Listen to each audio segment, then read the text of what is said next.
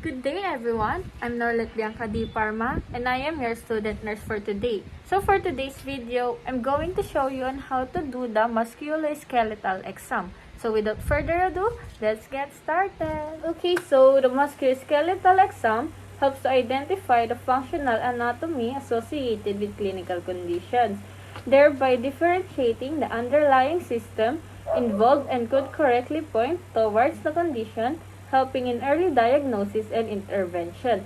So before we proceed, we should perform hand hygiene and observe other appropriate infection prevention procedures and provide for client's privacy. Okay, so of course next, inquire if the client or the patient has any history of the following.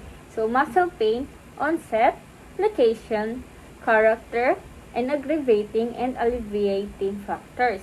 Limitations to movement or inability to perform activities of daily living, previous sports injuries, and loss of function without pain.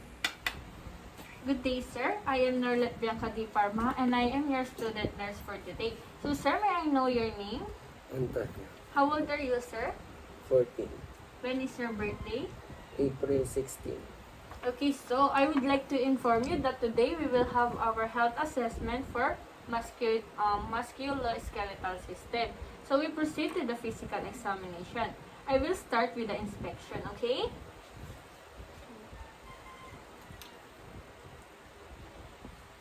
Okay, for that inspection, sir, so far it is normal. Alright, now I am going to give you a screening session.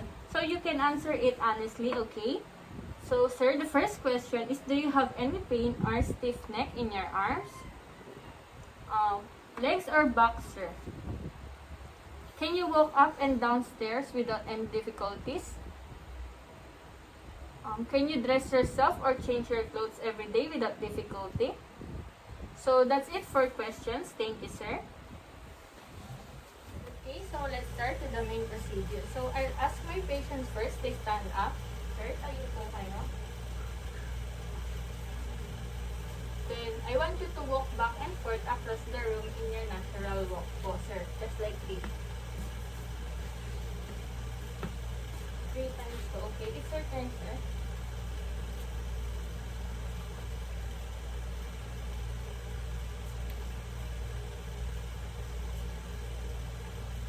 Last one. So, sir, next, I want you to walk with your tiptoes just like this.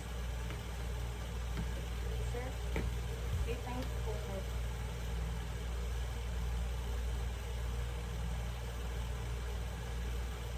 Last 2.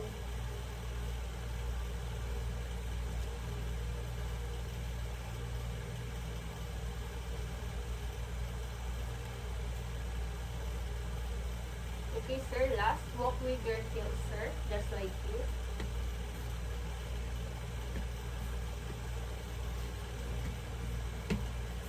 Okay? Sir, turn, sir.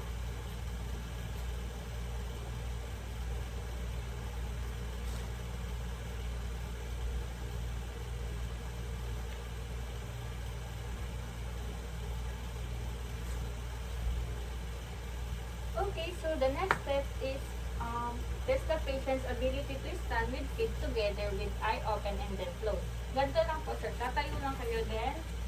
So, open and close nyo lang yung eyes nyo. And just like that. Okay, close.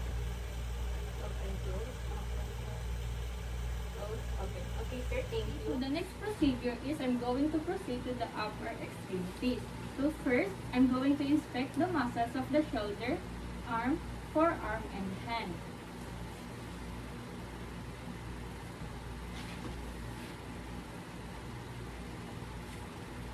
Okay, so after inspecting, we need to do is to determine the muscle's power by gently trying to overpower contraction of each group of muscles.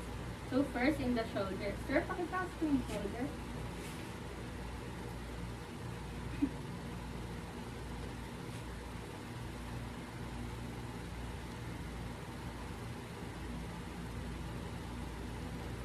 Next is abduction of deltoid. Sir, pakitaas ko ulit.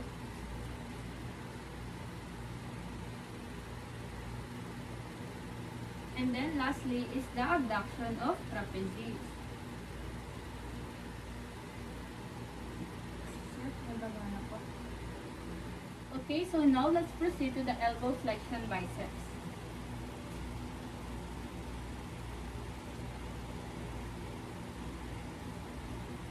And then the elbow extension biceps.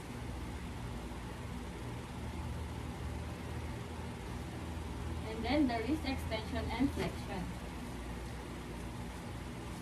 Ganun ka, sir. Wala pa. Okay.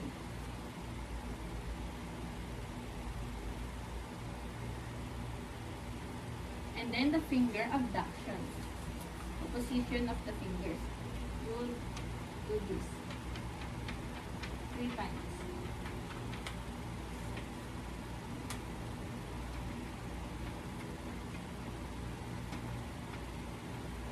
Okay, even last one. Last one.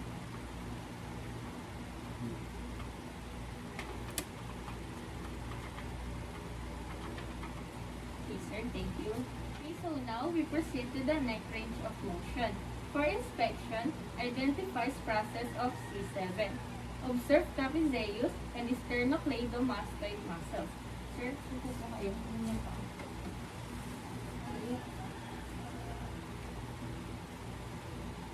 So based on what I've observed, it is normal. Okay, so now let's proceed to the palpation.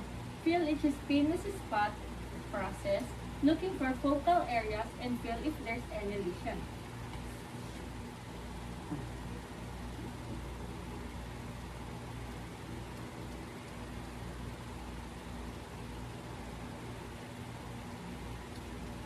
Okay, so there is no any lesions.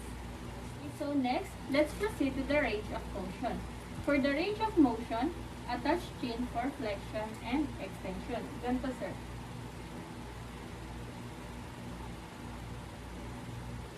Okay, is your turn, sir? 3 times po.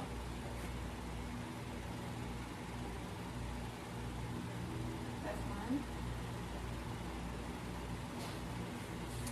Okay, next, touch the shoulder with ears for lateral flexion. Just like this, sir.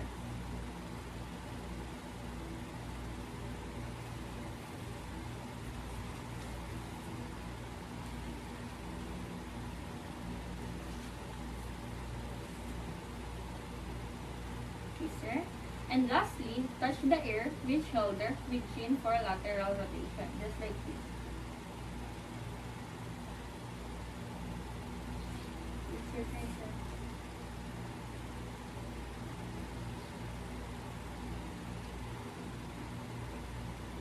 Thank you. Okay, so now let's proceed to the muscles of lower extremity. So I've already asked my patient to move in a supine position. So supine position is nakahiga. So first, we need to inspect the muscles of hip, knee, and the ankle. Okay, so based on what I've observed, the patient's knee, ankle, and hips are normal. So now, we're going to palpate the hip, knee, and the ankle. So sir, tell me if may nafe-feel ka pong pain, okay?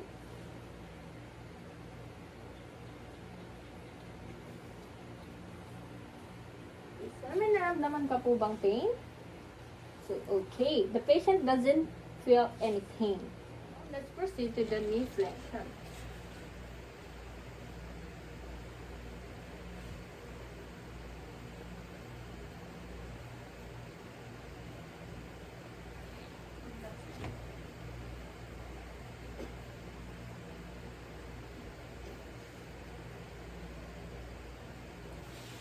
Sir, upo po kayo. Okay, so now let's do the hamstring extension quadriceps, okay? Sir, taas po yung paa, like this. Okay.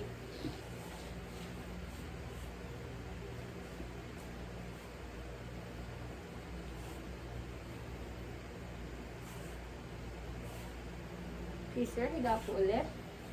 The last one is the dorsiflexion. Igaganon niyo po yung paa niyo, sir. Okay?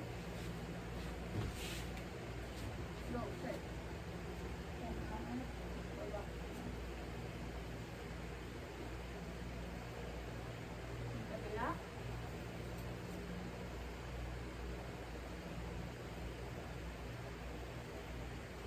So, okay sir, habang ginagawa niyo po ba yung mga yon is may naramdaman po kayong sakit?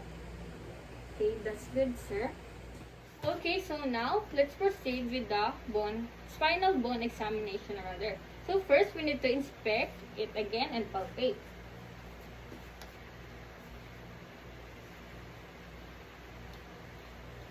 Okay, so everything seems to be normal. So the next step is to percuss one vertebrae at a time.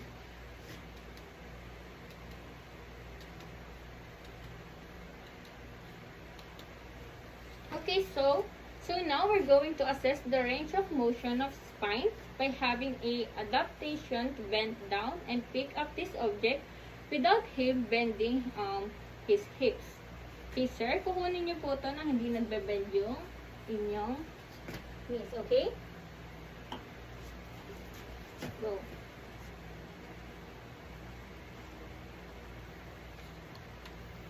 Okay, as you can see, nakuha niya yung object without bending his knees. Okay, so the last one is check the posters. Look for straight lines across the body parts. So after checking the patients, I need to wash my hands and do the documentation.